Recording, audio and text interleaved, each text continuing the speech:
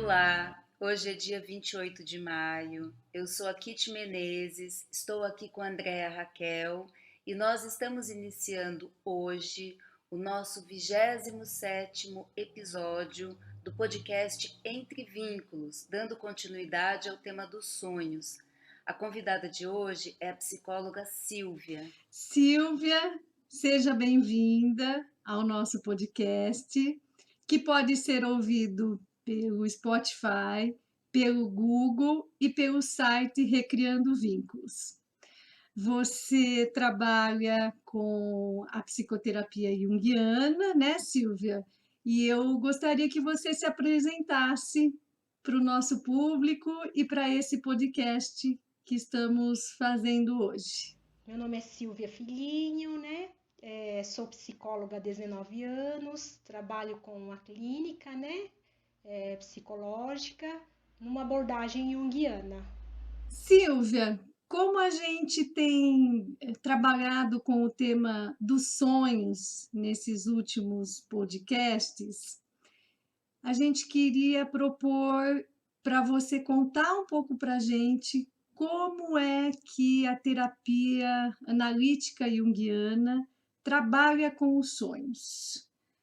O Jung foi um discípulo do Freud e também priorizou o tema dos sonhos e o trabalho com os sonhos.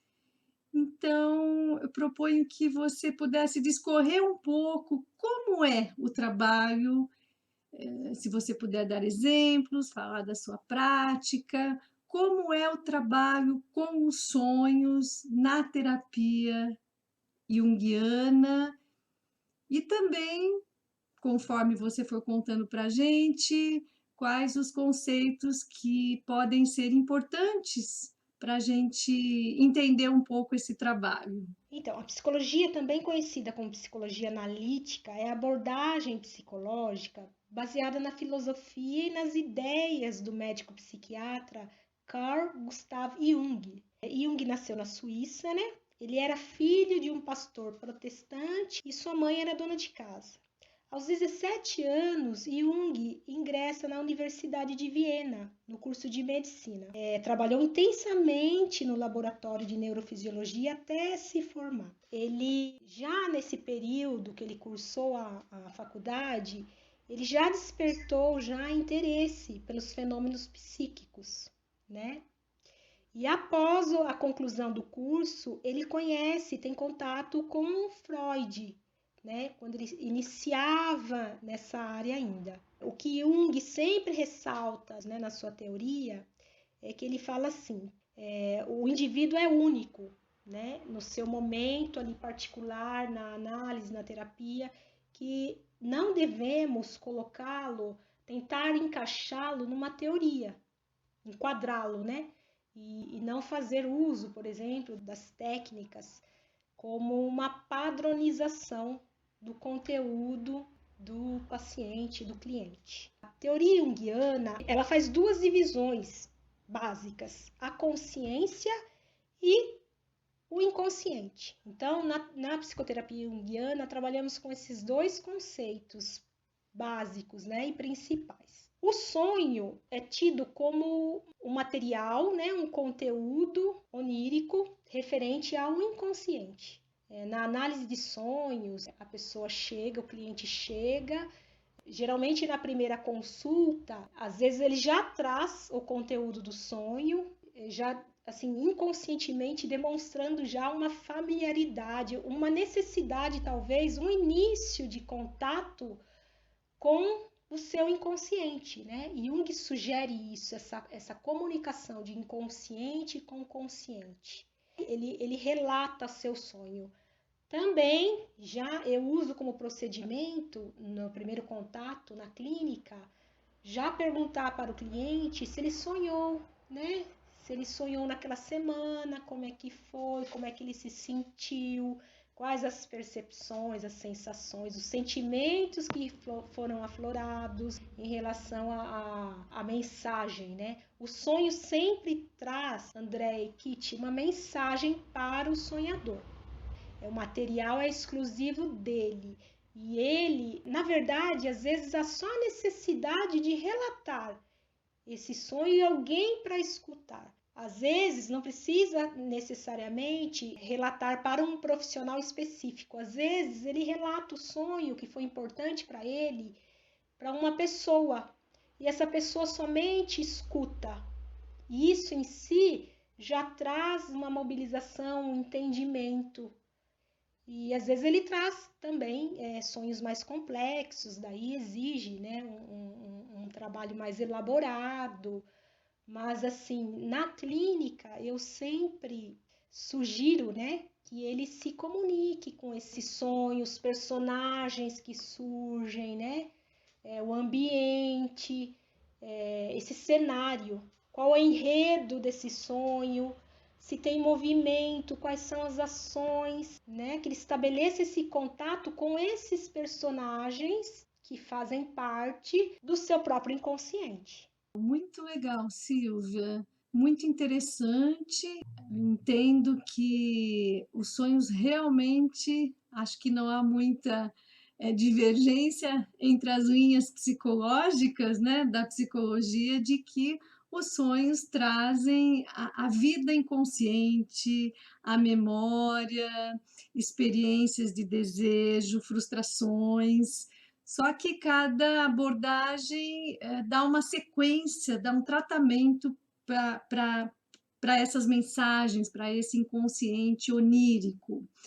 Jung foi discípulo de Freud, depois rompe com ele. Eu não sou junguiana, passo para você a palavra, mas sei que ele foi pesquisador da mitologia, é isto, dos povos nativos, e a partir desses estudos ele também trouxe alguns conceitos caros, né? Alguns conceitos marcantes, sempre discutidos, que me parecem bastante importantes, por exemplo, que tem a ver com a discussão dos sonhos, o conceito de inconsciente coletivo, o que mais? Alguns outros conceitos, por exemplo, sobre individuação, ego, self. O que você compreende sobre isso? Os sonhos podem ser um modo de crescimento, de transformação?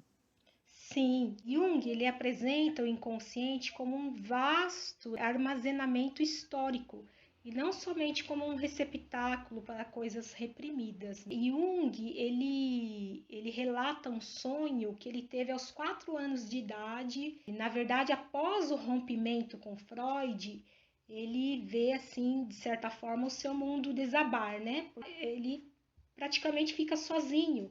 Mas é aí que ele dá início a toda a teoria, né, da psicologia analítica, né, também conhecida como psicologia profunda, porque ele, através das próprias imagens oníricas, né, que vem dos seus sonhos, da própria análise dos seus sonhos, das imagens, ele mesmo estuda a fundo, né, e aí surge a psicoterapia analítica. Ele tinha o hábito, Jung, de sonhar, relatar, né, sistematicamente, e também, após, ele desenhava, né?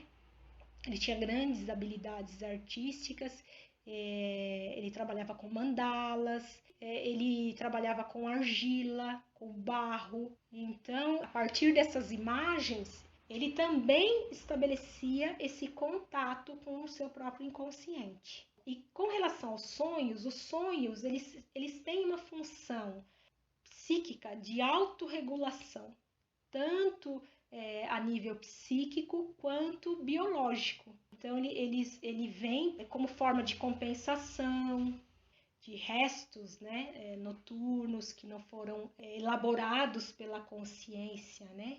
Então, ele vem também como essa forma de autorregulação. Jung fala também desse inconsciente, que é nessa camada do inconsciente coletivo, onde existem as imagens que se referem a toda a história da humanidade. Nós carregamos a história da humanidade dentro de nós. Então, às vezes, também podemos ter sonhos considerados sonhos que trazem imagens mais arquetípicas. Seria o arquétipo, essa primeira imagem, essa imagem primordial. Ele também, no livro Memórias, Sonhos e Reflexões, ele relata a viagem, né, que ele fez para o continente africano. Ele conviveu junto com as tribos mais primitivas. Toda essa experiência serviu de material para toda a sua teoria.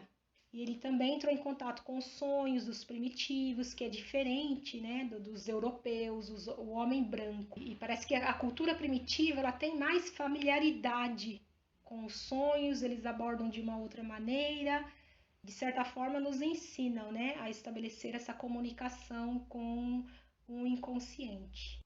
Silvia, eu assim que sou leiga, né, tenho uma certa curiosidade assim de entender na prática como isso acontece. Queria, se possível, que você, sei lá, contasse algum estudo de caso junguiano ou alguma coisa que você conhece, enfim, para a gente ilustrar um pouco isso que você está falando. Sim, bom, Jung traz alguns conceitos, né, importantes. Aí eu entro antes, né, de trazer algum exemplo. Ele traz o conceito, por exemplo, que é um dos conceitos principais da teoria junguiana, que é o conceito de individuação, que seria, né? Na verdade, quando a pessoa vem para a terapia, ela vem com uma intenção, né, de algo, né, porque ela está passando por algum sofrimento psíquico. E é como se, olha, iniciasse o processo já de individuação. O trabalho psicoterápico é ajudar o cliente, né, a estabelecer esse caminho, né, ir ao encontro de si mesmo. O sonho é uma dessas possibilidades, porque mais ou menos demonstra para que caminho aquela pessoa está indo. Através dos sonhos, às vezes o sonho pode servir como um sinal de alerta, um conflito que a pessoa está passando, o nível de ansiedade também é revelado nos sonhos. Há pesquisas que falam de sonhos, as pessoas tendo sonhos violentos relacionado à questão, por exemplo, de doenças neurológicas. O sonho pode servir também como diagnóstico diferencial. Então, ele é um recurso assim muito amplo. Tem que se ter muito cuidado, né? Muito respeito com o material onírico do paciente, né? E tem que ter a colaboração dele também. Principalmente a colaboração do sonhador, porque se ele também não quiser entrar, né? Aí a gente lida com a questão, por exemplo, mais da resistência. Ele divide também em pequenos sonhos e os grandes sonhos. Os pequenos sonhos, eles nos aparecem como fragmentos da fantasia noturna corrente, né? Diz respeito ao inconsciente pessoal. Geralmente, nos pequenos sonhos, tendemos a esquecê-los. Os grandes sonhos são os que ficam gravados na memória. Eles apresentam, com efeito, uma confrontação simbólica que encontra-se na história do espírito humano. Estes sonhos contêm os chamados motivos mitológicos, né? Ou os arquétipos. São nos grandes sonhos que estão os arquétipos. Os grandes sonhos provêm da camada mais profunda, refere-se ao inconsciente coletivo.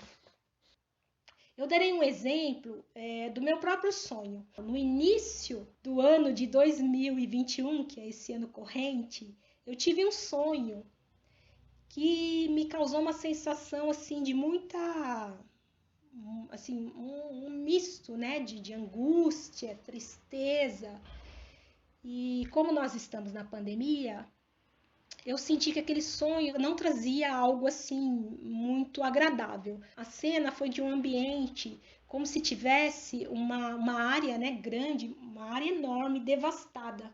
Como se tivesse uma natureza ali, mas que aquilo foi destruído. Eu pensei, nossa, né, que fiquei com aquele sonho, até anotei, mas fiquei com aquela sensação de angústia de que algo não era bom, né? A gente só sabe que o sonho é premonitório depois que ele acontece, mas eu senti que o que aquele sonho dizia para mim? Olha, em relação à pandemia, né? Na hora me veio a cena, as imagens da Itália, o que aconteceu na Itália no começo de 2020. Então, já associei que era algo que viria, que não era bom, que ia ter muita destruição, no caso, as mortes.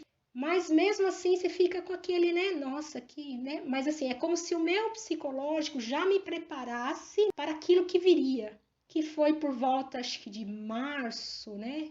Que teve pós-carnaval, a questão das superlotações, essa morte, né, em massa, o sistema de saúde colapsado, essa imagem, aquilo que iria, né, que acontecer. É como se o meu inconsciente captasse, entrasse em contato com esse inconsciente coletivo e percebesse algo chegando. Jung relata num dos seus livros isso aconteceu. Ele teve 3 sonhos seguidos por volta de 1913, né, no início da Primeira Guerra. Ele teve também essa imagem, uma imagem de como se a Terra tivesse assim, né, congelada, corpos, né, no mar. E ele, nesse momento, ele chegou a questionar a sua sanidade mental.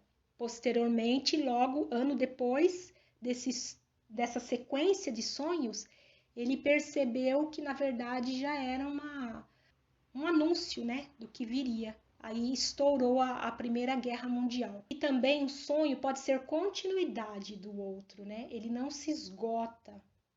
Ele contém material arcaico e vivo. E aí Jung também entra na questão né, de alguns conceitos que ele traz, né? Ânimos, ânima, que é aquilo que anima, né? Que ele está bem consciente no inconsciente pessoal e ele se comunica com a pessoa do sonhador através das imagens. Geralmente essas imagens no sonho a gente interpreta, é como se fosse uma segunda personalidade. E aí, na abordagem analítica, você estimula a pessoa a entrar em contato, a se comunicar com esse outro, né? Esse desconhecido que existe em mim. Ele também traz o conceito, por exemplo, um conceito, né, que é um pouco mais fácil de se entender. A sombra, geralmente, é o conteúdo que eu reprimo. Ela aparece com o mesmo sexo da pessoa do sonhador. Ou seja, eu, Silvia, mulher, geralmente aparece a sombra personificada na imagem de uma mulher. Tudo que aparece no sonho diz respeito ao meu conteúdo. Pode ser um móvel, né, uma ponte. Também ele traz também o conceito de persona, né, que também pode aparecer no sonho, que é a maneira como eu me coloco, me apresento no meu mundo externo. Ele se apropria, né, da época do teatro antigo e utiliza desse termo para também explicar a teoria junguiana. Eu estou fazendo uma vivência de trabalho corporal referente a isso, que trabalho chakras, né, que são os centros de energias vórtice. Eu trabalhei numa das aulas o segundo chakra, que é o chakra sexual e umbilical, que fica mais ou menos aqui abaixo do umbigo. E aí fiz toda uma vivência, depois da vivência corporal, senti as sensações, fui para o desenho, tentei reproduzir aquilo no desenho, mobilizando, né, conteúdos do inconsciente. Mas eu vi que ele não parou ali, o processo foi tão profundo que no dia seguinte eu sonhei. E olha só o sonho. Eu sonhei que eu estava numa dança com um amigo da infância, né? Aí você pergunta, mas o que você acha? É a típica pergunta. O que você acha dessa pessoa? Era um amigo de infância muito intelectualizado. E no sonho eu apareço dançando com ele e movimentando a região do quadril. E sonho também com uma pessoa, né, que fazia parte da época da faculdade, já era uma mulher. E ela também traz para mim, né? Eu falei, o que que eu penso da fulana? Ela traz para mim essa imagem de corpo, né? É um corpo cheio de vitalidade. Ela traz essa questão do corpo. Então, olha só que interessante. Um traz a imagem mais do pensamento, do intelecto. A outra imagem feminina é mais essa imagem do corpo. Como eu mobilizei essa parte do segundo chakra, eu falei assim, nossa, essa flexibilidade, porque tinha um movimento no sonho. Então, já falando para mim dessa conexão corpo e mente. Então, assim, eu nem preciso levar para minha análise. Eu mesma já estou. É mais difícil você analisar o próprio sonho, mas para mim, para a minha vida, já aponta uma direção. Então, assim, como é importante você, enquanto ser humano, não temer o inconsciente, não ter ideias preconcebidas. Foi o que Jung fez, ele já deixou o seu exemplo, né? Ele não teve medo de entrar em contato, né, de maneira profunda, de corpo e alma, com essa instância aí psíquica. Tanto é que ele fala, né? Ele fala assim: a minha vida foi um inconsciente que se realizou, a vida na sua plenitude, né? Muito bom, Silvia, muito interessante. Eu estou aqui pensando nas pessoas que dizem que não sonham, né? A gente sabe hoje, pelas pesquisas neurocientíficas, que não é possível não sonhar. Todos nós sonhamos todas as noites. As pesquisas vêm evoluindo muito no campo da neurociência.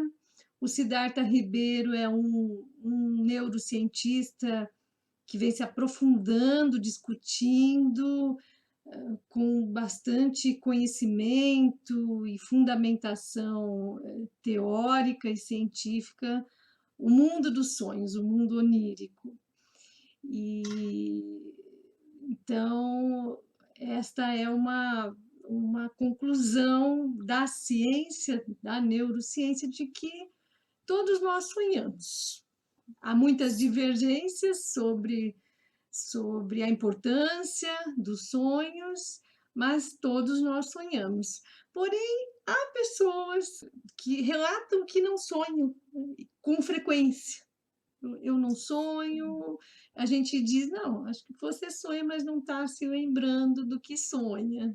Você ouve isso também dos seus colegas e pacientes? O que você acha que isso significa? Ou a partir também da teoria junguiana, há uma visão sobre isso? Na verdade, todos nós sonhamos, né?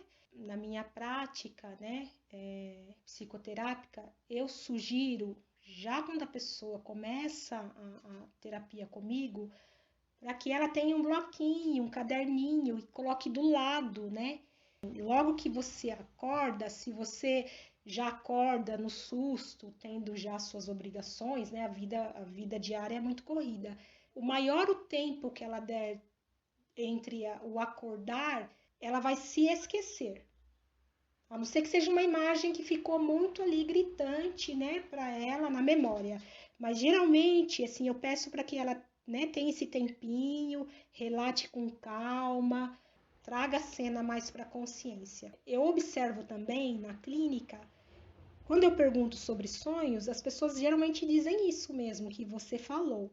Elas relatam assim: olha, eu não sonho, nunca me lembro. O interessante é que a partir da pergunta parece que surge um movimento. E já nas próximas sessões ela falou: nossa, que interessante, passei a me lembrar dos sonhos. Então isso talvez mostre o quanto ainda ela está muito inconsciente das questões, né, da sua vida, das questões que revelam que ela está assim talvez muito ainda numa esfera muito do inconsciente mesmo, muito na prática da vida, né? Não está ainda conseguindo estabelecer esse contato com o seu mundo interno.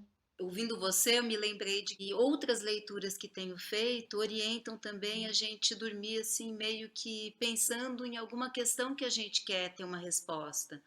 E muita gente também relata que quando acorda de manhã, essa resposta meio que aparece dentro dessa perspectiva, né?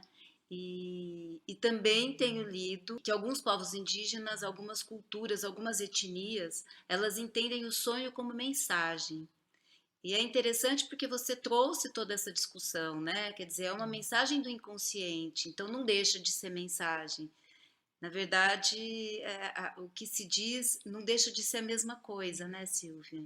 Isso, e o quanto, né, precisamos, né, como já disse anteriormente, não ter esse medo, né, devemos ter respeito, né, a esse material onírico, mas é muita coragem para entrar em contato, né, porque ele diz sobre, né, sobre a própria pessoa, sobre a humanidade, para onde ela está caminhando, né, através da análise dos sonhos, se está um conteúdo muito inconsciente, reprimido, né?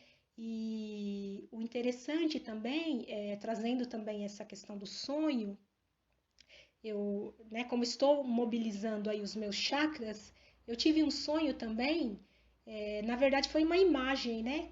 Que assim, estão surgindo muitas imagens de uma árvore, né?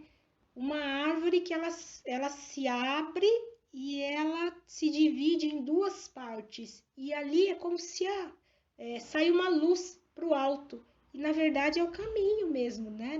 Do chakra, né? Um movimento assim de ascender, que essa energia, né? Ela deve subir.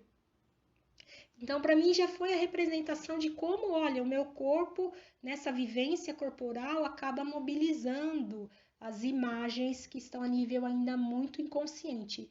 Então, assim, para mim só se complementa. E uma experiência interessante, no caso deste sonho, eu desenho. Desenhei a árvore, eu não sou péssima em desenho, mas a finalidade não é essa. É você desenhar a imagem que vem e você, de vez em quando, ir para a imagem, olhar para ela, ver o que ela traz, né? O que você sente quando você olha para aquela imagem. Então, assim, e se comunicando também, através daquele desenho, né, que se concretizou no desenho, e você vai estabelecendo esse contato. O que aquela imagem, como Jung diz, né? O que aquela imagem diz sobre você. Então, é sempre importante também, né? O trabalho corporal também é um pouco, você mobiliza também as camadas inconscientes, e aí você traz também, depois, numa sessão seguinte, a pessoa relata que sonhou, aí dá para trabalhar com o sonho, né? Mobiliza ali aquele, aquele campo, né? Vai trazendo mais consciência a partir de uma imagem, de um sonho, né? Você pode concretizar algo, né? Podem surgir poesias, né? Trabalhos de arte, você pode ter um insight, né? Então, o inconsciente é muito rico nesse sentido. Eu estou pensando, para a gente já ir finalizando a nossa conversa, que nós estamos numa era, né, num momento de muita desesperança. Até por isto que eu e a Kitty nos colocamos esse desafio de falar sobre os sonhos. Então, acredito que os sonhos, os nossos e das outras pessoas, das pessoas que acompanhamos, dos familiares, dos amigos, dizem desse momento, né, Silvia? Desse momento de desespero, de muitas mortes. Já ultrapassamos aqui no Brasil 450 mil mortos pelo genocídio da pandemia, de um governo desastroso, lamentável, um governo genocida, e as pessoas estão, portanto, todos nós estamos imersos nesse massacre.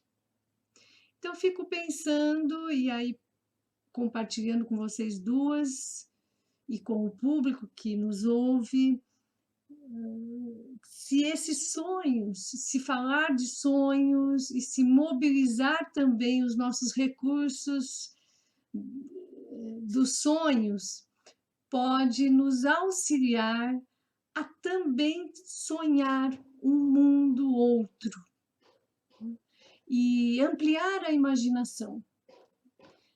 Eu entendo que o Siddhartha, uma das coisas que ele traz no livro Oráculo da Noite, dentre tantas coisas, porque o livro é um tratado, eu não quero, né, falar sobre o livro, mas uma das coisas que ele traz, eu entendi ao ler o livro, que é isto, é a possibilidade da transformação da sociedade, que para nós modificarmos a sociedade, para nós termos uma humanidade, como você disse, Silvia, em algum momento você usou essa palavra, humanidade, Jung pensava nisto, ele pensava amplamente, pensava no coletivo também, na sociedade, na humanidade. Então, eu entendo que o Siddhartha, como neurocientista, também traz essa possibilidade, assim, que o sonho possa ampliar a nossa capacidade de imaginação. E ao exercitarmos mais ainda a nossa imaginação, então nós podemos também imaginar um mundo outro. E a partir desse exercício da imaginação, inconscientemente, onírico e também despertos, nós então teríamos mais recursos para buscar a construção de um mundo melhor, um mundo mais justo, um mundo mais criativo, um mundo menos desigual e por aí afora. Ampliar, né, nossa consciência, né? E se os sonhos podem, né, trazer isso, né, enquanto indivíduos, e o quanto isso vai repercutir na sociedade, no mundo, na cultura, né? E a dica é essa mesmo, né? Mesma, Andréa. Vamos olhar para os nossos sonhos, estabelecer esse diálogo com essa parte a priori desconhecida. Jung já nos apontou o caminho, né? Quando ele escreveu, acho que o livro vermelho dele, né, que é muito rico, muito simbólico, estava, acho que nessa fase de, se eu não me engano, da Primeira Guerra. Então é como se refugiássemos no nosso próprio mundo interno e de lá conseguíssemos, né, encontrar ali do fundo do nosso inconsciente, né, forças, né, para a estrutura do ego, para que esse ego possa se manter firme na caminhada e assim, né, que os sonhos nos tragam, né, para esse caminho da individuação, para se tornar o si mesmo, não só enquanto indivíduos, mas nesse coletivo, né? E nesse sentido, eu trago uma fala de Jung, né? Ele fala assim, quando se olha para fora, sonha. Quando se olha para dentro, aí eu acrescento sonho, como o tema é sonho, você desperta. Nesse sentido, talvez esse olhar para nossos sonhos, né, podem apontar um caminho que seja possível de enfrentar. É isso. Nossa, muito obrigada. Agradecemos muito sua presença, sua fala. Acho que é disso mesmo que a gente precisa, né? Olhar com outros olhos para perceber outras coisas que com esses olhos que a gente olha ainda estão no campo do invisível. Acho que essa é a fala que talvez eu consiga relacionar com o que você traz de consciente, inconsciente. Então, só agradeço sua presença. Muito obrigada, eu que agradeço, né, o convite. Obrigado, Silvia. Até a próxima.